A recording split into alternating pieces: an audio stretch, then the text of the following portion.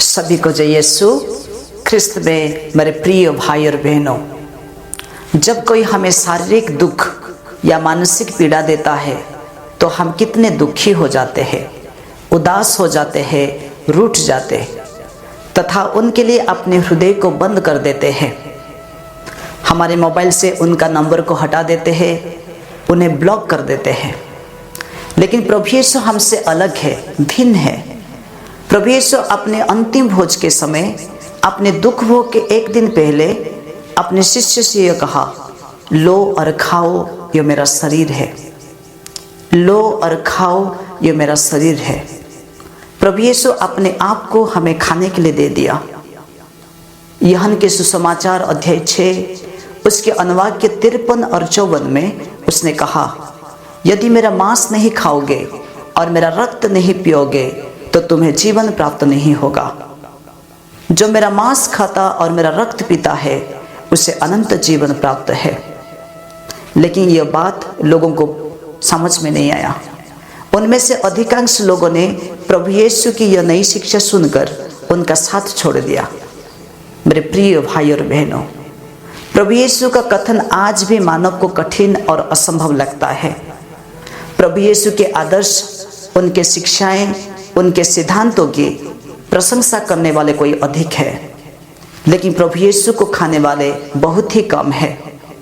प्रभु यीशु के नाम पर दुनिया के सबसे अच्छे और सबसे महंगे सुविधाएं प्राप्त करने वाले कोई अधिक है, लेकिन प्रभु यीशु को खाने वाले, प्रभु यीशु को सुनने वाले बहुत ही कम है। प्रभु यीशु के नाम पर समाज में प्रथम एवं मुख्य स्थान पर बैठने वाले कोई अधिक है, लेकिन प्रभु यीशु को धारण करने वाले, प्रभु यीशु को चुनने वाले, प्रभु यीशु को अपनाने वाले बहुत ही कम हैं। बहुतों को यीशु की आध्यात्मिकता को स्वीकार करने में कठिनाई होती है। मेरे प्रिय भाई और बहनों, हमें प्रभु यीशु को अपना आहार बनाना होगा, अर्थात प्रचुर जीवन के लिए, अनंत जीवन के लिए प्रभु यीशु को खाना होगा, प्रभु यीशु को पीना होगा। और हम जो खाते और पीते हैं वही हमारे शरीर का हिस्सा बनता है। संत पौलुस अपने मन परिवर्तन के बाद प्रभु यीशु को धारण किया, प्रभु यीशु को अपनाया, और वो अपने पत्र में लिखता है, गलातियों के पत्र अध्याय 2 उसके अनुवाद के 20 में, मैं अब जीवित नहीं रहा बल्कि मसीह मुझ में जीवित है।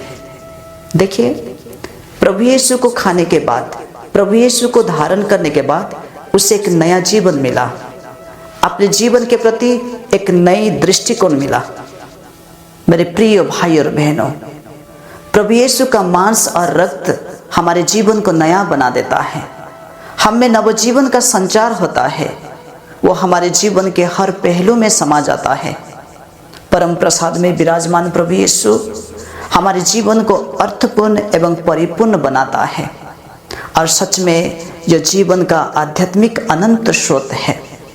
और इसी को व्यक्त करते हुए प्रभु यीशु ने कहा, यूहन्ना के सुसमाचार अध्याय 6 उसके अनुवाद के 51 में, स्वर्ग से उतरी हुई वो जीवंत रोटी में हूँ, यदि कोई वो रोटी खाएगा तो वो सदा जीवित रहेगा। जो रोटी मैं दूंगा वो संसार के लिए अर्पित मेरा मांस है। और वही सुसमाचार में प्रभु यीशु कहते हैं, यूहन्ना के सुसमाचार अध्याय 6 उसके अनुवाद के 27 में, नश्वर भोजन के लिए नहीं बल्कि उस भोजन के लिए परिश्रम करो जो अनंत जीवन तक बना रहता है। मेरे प्रिय भाई और बहनों, हम सब उस भोजन के लिए परिश्रम करें जो अनंत जीवन तक बना रहता है।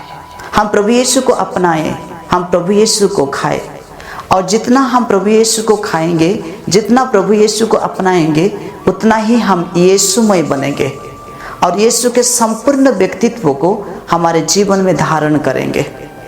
और प्रभु यीशु के मांस और रक्त के द्वारा हम सभी को चंगाई, शांति, आनंद एवं परिपूर्ण जीवन मिले।